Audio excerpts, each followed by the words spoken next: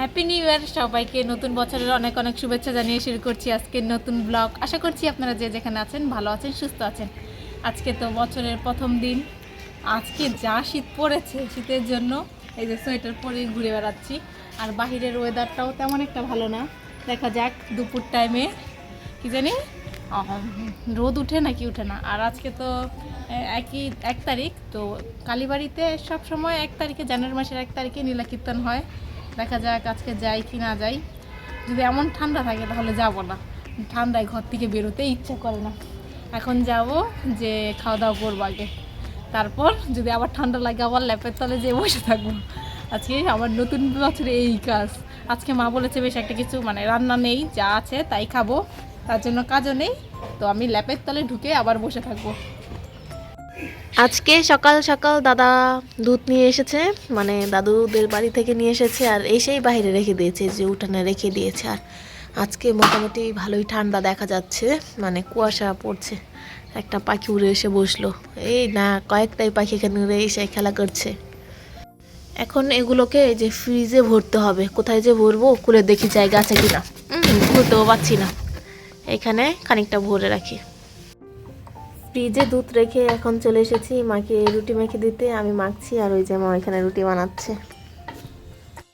নতুন বছরের প্রথম নাস্তা এই যে রুটি আর হলো মিষ্টি। একটা আমি অল্প একটু খেয়ে নিয়েছি, আর বাকিটা এখন খাবো। দিদি ঘুম থেকে উঠে দিদির জন্য ডিম ভাজি করছে। এখানে টমেটো দিয়েছে, তার মধ্যে ডিম ভাজবে, কীভাবে যেন একটা ভাজবে। আর এখানে ধনেপাতা কেটে নিয়েছে, ধনেপাতা দিবে।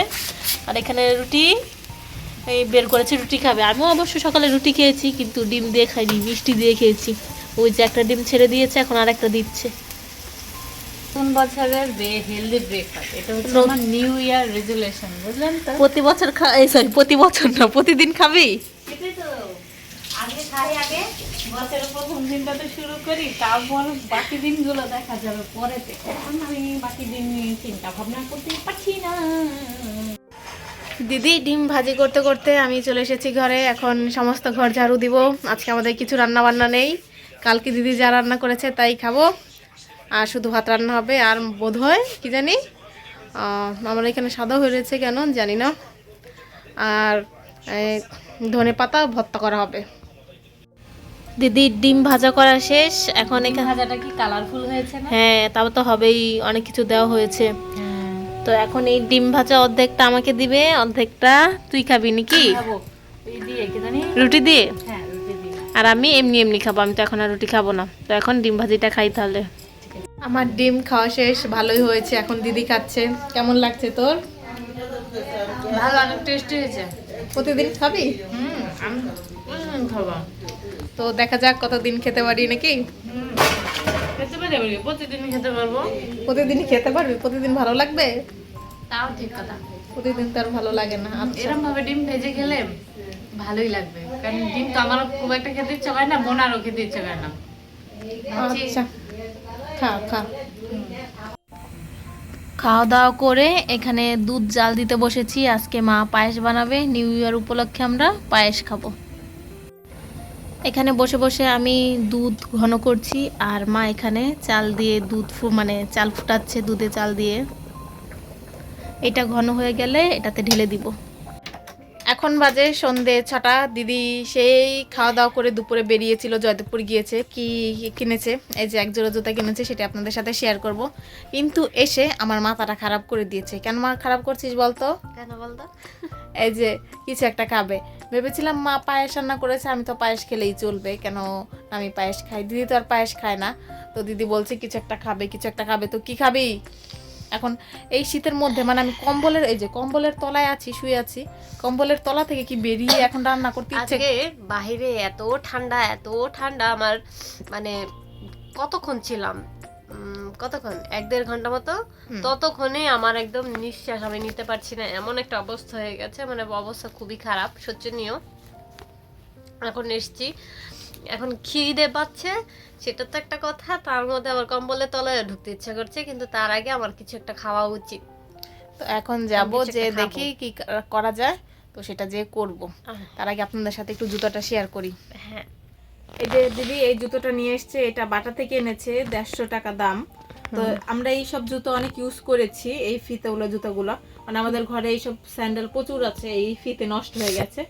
এর আগে কিনে আমরা সবসময় বেশিরভাগ ইউজ করতাম গোলাপি কালার, সরি গোলাপি না, গোল্ডেন আর লাল, Golden, লাল লাল এসব দুটো কিনেছিলাম।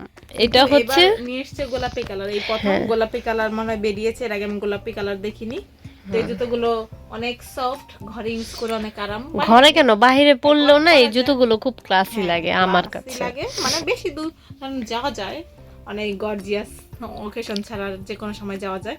তো এখন এটা রেখে যাব, দেখি কি ব্যবস্থা করা যায় খাওয়া দাওয়া। মায়ের পায়েস রান্না করা শেষ, অনেকক্ষণ আগেই শেষ হয়েছে, এখন প্রায় ঠান্ডা হয়ে গেছে। আমি এখানে বাটিতে একটু নিয়ে নিয়েছি, এখন এটা খাবো, আর এটা কালকে খাবো। যে ফ্রেশ চিকেন একটুখানি ছিল, সেটাকে বের করেছি। এখন এটাকে দেখি কিছু একটা বানাবো, অল্প একটুই ছিল, কিছু একটা বানাবো। এখন কি বানাবো জানি না। এই যে চিকেন ম্যারিনেট করে রেখেছিল অনেকক্ষণ, সেই দিদি জয়দেবপুর গিয়েছিল, সেখান থেকে এসে করেছে। এখন প্রায় 9টা বাজে, এখন এটাকে কি করছে, বানাচ্ছে। দারুণ স্মেল বেরিয়েছে। হ্যাঁ, আমি ভেবেছিলাম অন্য কিছু একটা করব, কিন্তু এখন যেহেতু 9টা বেজে গেছে, এখন অন্য কিছু করার অত টাইম পাবো না। আর এত রাত্রেবেলা খেলে রাত্রেবেলা দেখা যাবে ভাতও খেতে পাবো না, সেজন্য চিকেন পাকোড়াই বানিয়ে ফেলছি। কি আর করা যাবে, একটু আগে থেকে শুরু করলে আসলে ওই যে ফোনের ধান্দায় পড়েছিলাম, যে কারণে লেট। আজকে আমি তো ল্যাপের নিচ থেকে উঠতেই চাইনি, মা যখন পায়েস রান্না করেছে তখন বসেছিলাম, তো তাই আর উঠতে ইচ্ছা করছিল না। হ্যাঁ, মা নাকি পায়েসও রান্না করেছে, তো তখন আমি ছিলাম না অবশ্য। তো আচ্ছা, তুই বাইরে যেয়ে কি ঠান্ডা লেগে গেছে?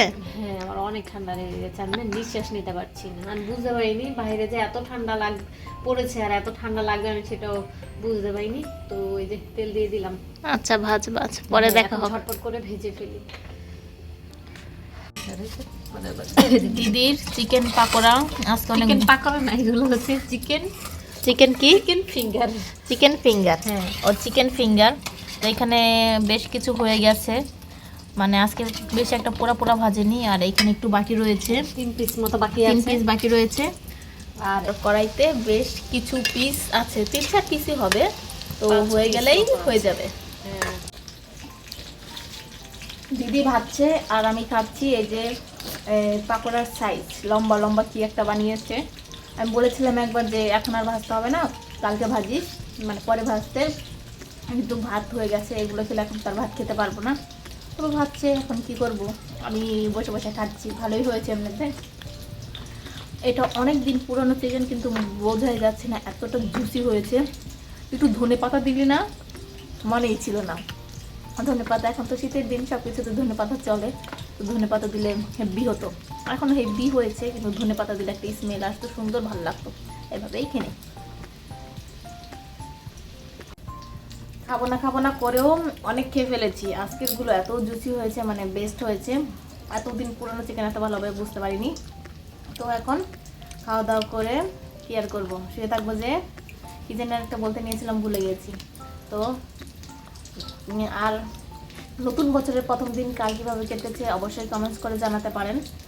এই ভাতগুলো তো রয়ে যাবে, যে ভাতগুলো রান্না করেছি আজকে বেশি করে রান্না করেছি, 1 পাতিল রান্না করেছি, সেগুলোকে কালকে কোনো মানে কিছু একটা করে খেয়ে ফেলতে হবে, নাহলে ভাতই খেয়ে ফেলতে হবে সকালে।